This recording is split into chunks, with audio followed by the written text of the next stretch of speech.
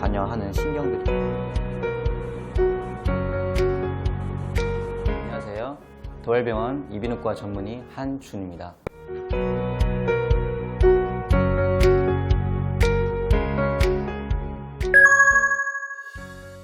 이석증은 우리 귀 안에 뇌라는 공간에 전정기관이라 부르는 균형을 담당하는 부위가 있습니다.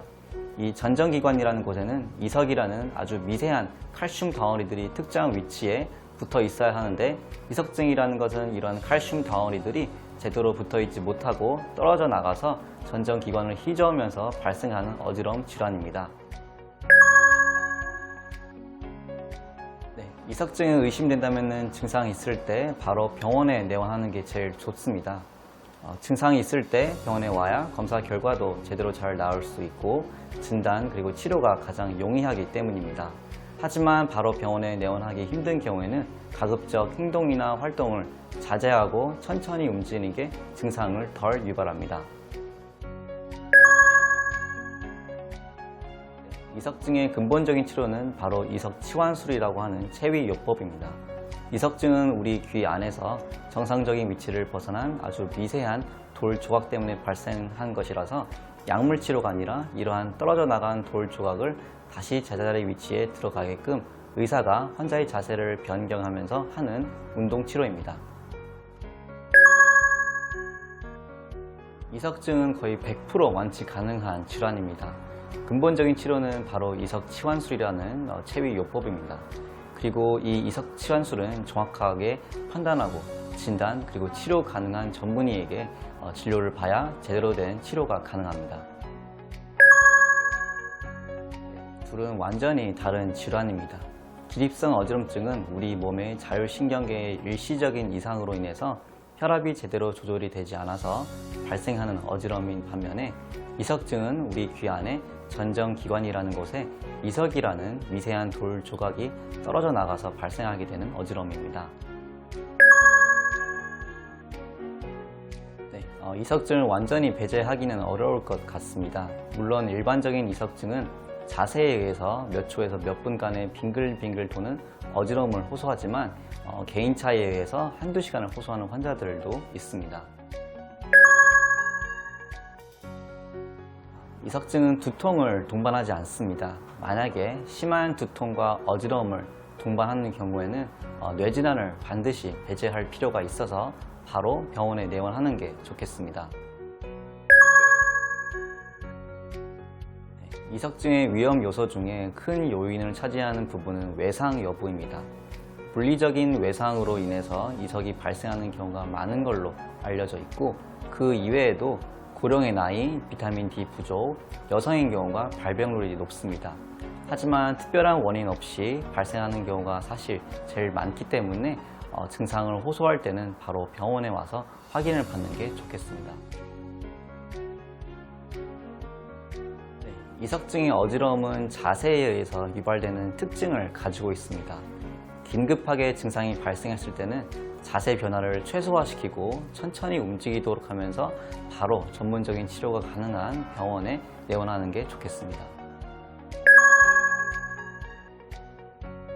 어지러움은 크게 두 가지 질환군으로 분류할 수 있습니다. 중추성 어지러움과 말초성 어지러움으로 나누어지는데, 이비인후과는 말초성 어지러움에 해당되는 질환들을 진료하고, 신경과는 중추성 어지러움에 해당되는 질환들을 진료합니다.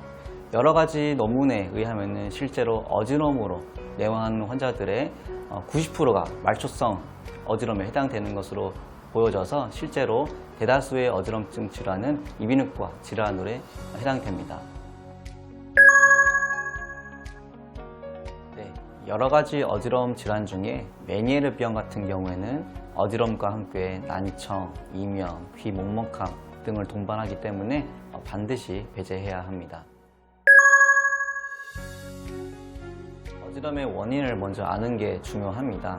원인이 되는 질환에 따라서 유의해야 할 점이 다르겠습니다. 예민한 성격 자체가 어지러움의 위험을 높이지는 않지만, 어지러움을 호소하는 환자 중에서 예민한 성격의 환자들이 많은 건 사실입니다. 어지러움 자체가 주관적으로 느껴지는 부분이 많은 증상이라서 아무래도 성격이 예민하고 스트레스에 취약한 분들이 좀 더 어지러움을 쉽게 느끼는 것 같습니다. 아주 간단하게 봤을 때 어지러움 증상의 지속 시간 여부로 대략적으로 알 수 있습니다.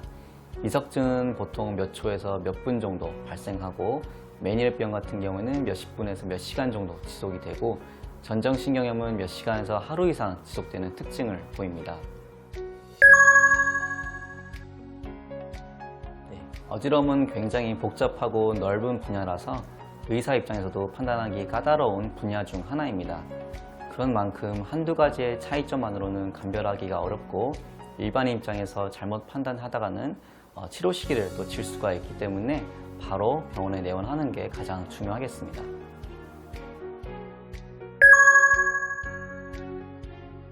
고령이 될수록 이석증 발병률이 높아지는 건 사실입니다. 하지만 원인 미상의 이석증 발생이 가장 많다는 통계에서도 볼 수 있듯이 젊은 층에서도 조심해야 되겠습니다. 어지러움 질환에 따라서는 과격한 놀이기구뿐만 아니라 과격한 운동 등도 어지러움을 유발시킬 수 있습니다. 자세한 내용은 어지러움으로 진료본 전문의와 상담하여 대처하는 게 좋겠습니다. 많은 어지러움 질환에서 전정재활이라고 하는 운동치료법이 큰 도움이 됩니다. 하지만 모든 어지러움 환자들이 하는 건 아니고 전문의와 진단에 따라서 오히려 해가 되는 경우도 있으므로 자세한 문진과 상담이 필요하겠습니다.